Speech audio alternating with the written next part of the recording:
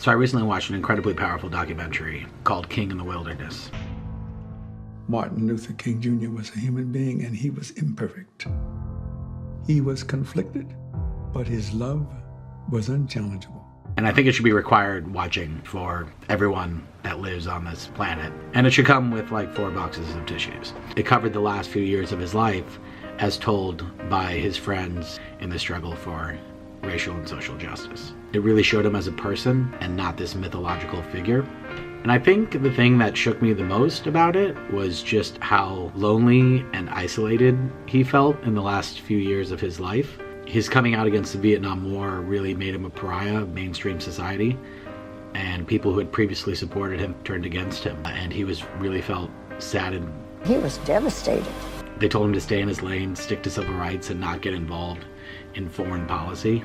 And his response is one of unflinching moral backbone. These people are damning me when I say you ought to be nonviolent toward little brown children in Vietnam. Stick with civil rights! His friends speak about in the year or two before his death, he wasn't in great shape, mentally or physically. I mean, he's carrying the entire weight of the world on his shoulders.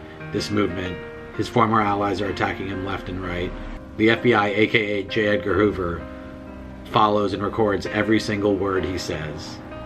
Oh, and on top of all that, every single time he steps outside, there's a good chance he could be murdered. I think it's understandable why you might not be in the best mental health.